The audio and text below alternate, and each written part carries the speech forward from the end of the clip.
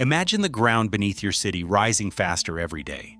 Right now, Campi Flegrei's land uplift has jumped from 1.5 to 2 centimeters a month, 18 centimeters in under a year, while more than 178 earthquakes rattle Naples in just 1 week. Scientists call it Bradyseism, but the speed is accelerating beyond anything recent memory holds. And 6 million lives hang in the balance. If this is happening 1 minute ago, what comes next? At Campi Flegrei, the ground doesn't just shift in theory, it shakes in real life, again and again. Between October 20th and 26th, official bulletins counted 178 earthquakes beneath the caldera. That's more than 20 tremors a day, every day, for a week. Some of these quakes barely register on instruments, but many aren't subtle at all. The largest, reaching magnitude 3.1, rattled windows and sent people out into the streets in the middle of the night. Most of these events strike at shallow depths, just 1 to 4 kilometers below the surface, making them impossible to ignore. For people living in Pozzuoli or the red zone, the rhythm of daily life is now measured by aftershocks. Parents check their phones for the latest seismic updates before sending kids to school. Shopkeepers sweep up fresh dust from cracked ceilings. In some neighborhoods, it's become normal to feel the ground lurch underfoot several times before lunch. Residents recall the crisis of the early 1980s, but this time the numbers are even more relentless. A new generation is learning what it means to live on unstable ground. The recent surge isn't just about quantity. The pattern has changed. Earthquakes are clustering more tightly both in time and space, with bursts of dozens in a single day. The INGV's AI-enhanced monitoring now picks up thousands of microquakes that used to go undetected. But the ones that people feel, those are the ones that matter most. Each jolt is a reminder that something is happening beneath their feet, something that isn't slowing down. Scientists in the monitoring rooms debate what these swarms mean. Some say it's just Bradyseism, the periodic breathing of the caldera. Others point to the growing frequency and shallow depth as warning signs. Meanwhile, the data keeps coming. More than 180 earthquakes in just 8 days, many strong enough to be felt, all of them too close for comfort. For the people living above Campi Flegrei, the ground is never truly still. It's a constant physical presence, one that refuses to be ignored. Beneath the neighborhoods of Pozzuoli and the rim of the caldera, the ground is rising at a pace that has scientists and residents alike watching their measurements with growing anxiety.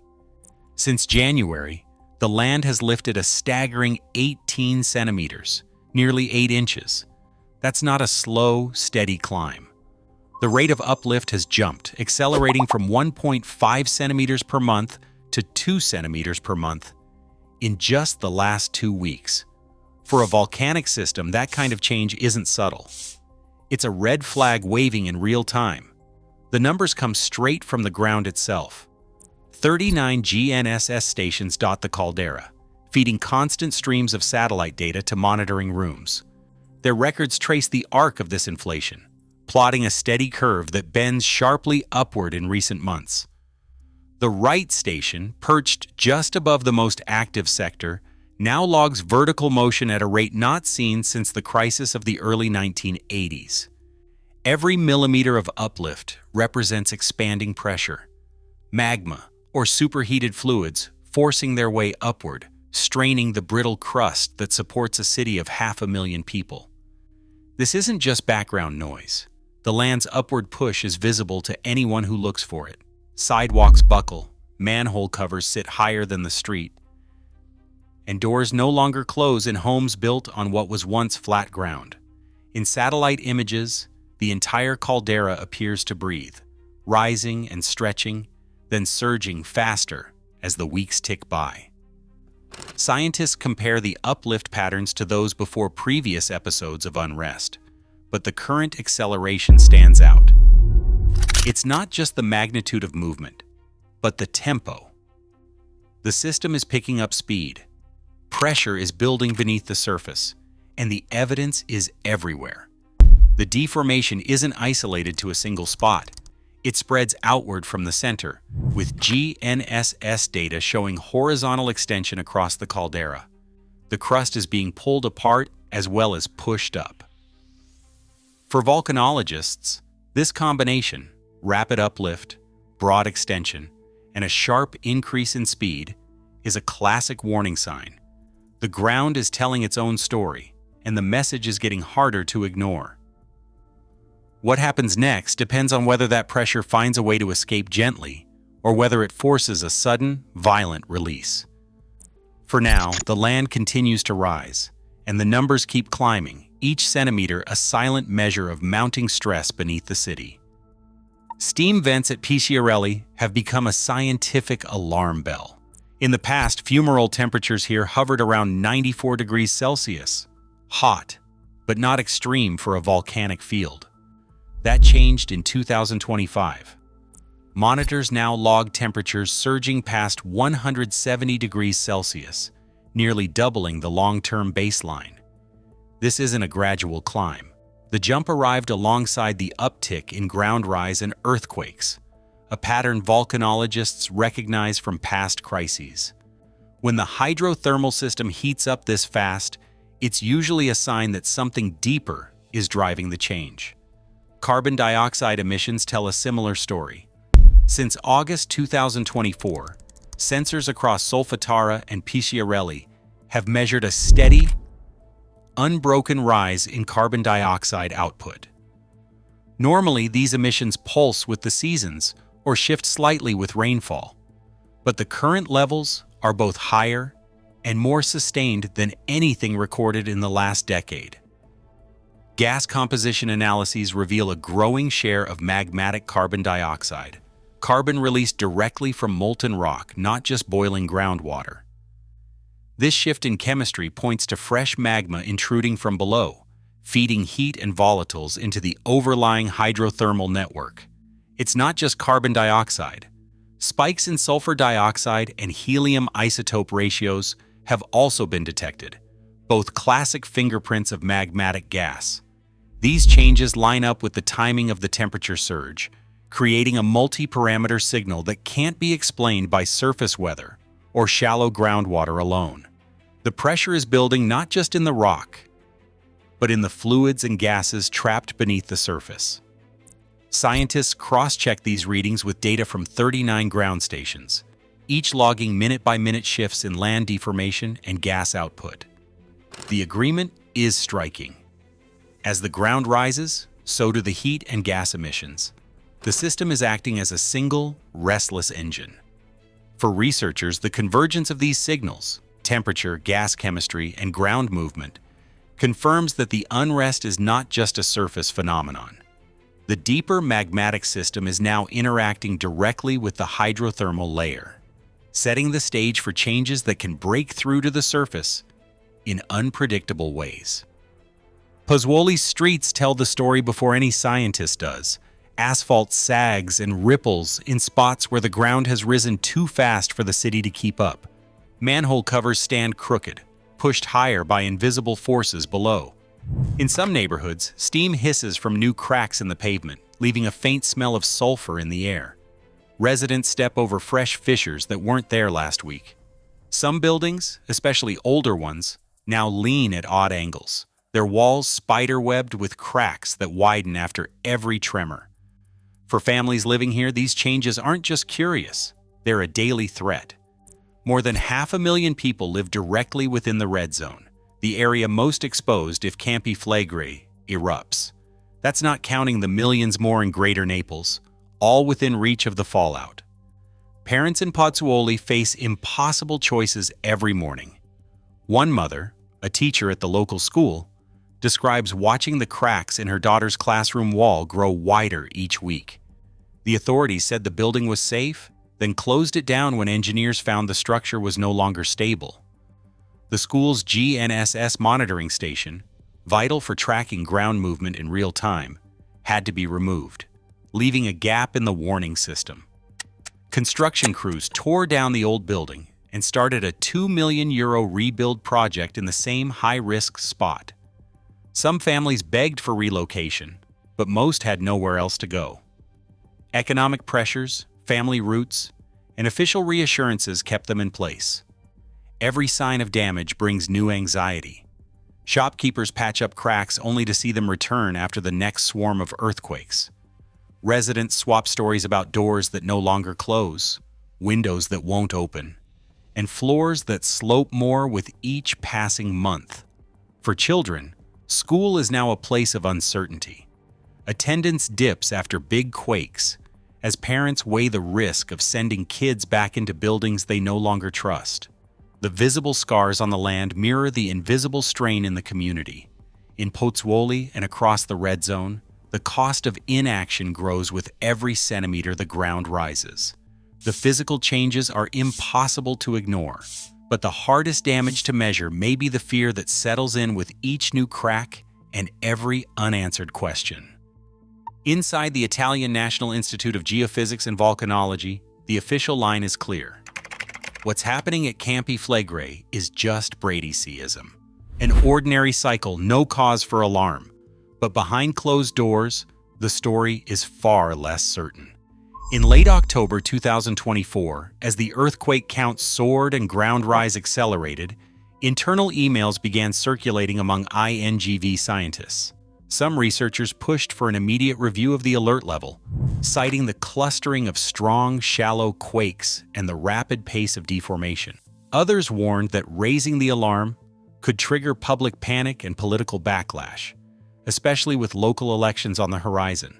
The debate spilled over into the peer review process. A new study, recalibrating the eruption timeline and challenging the safety of current risk models, faced unexpected delays. Editorial boards requested revisions, while INGV leadership urged caution, arguing that the data might be misinterpreted by the public. According to leaked memos, certain passages were softened or cut altogether, and the most alarming conclusions were set aside for further review.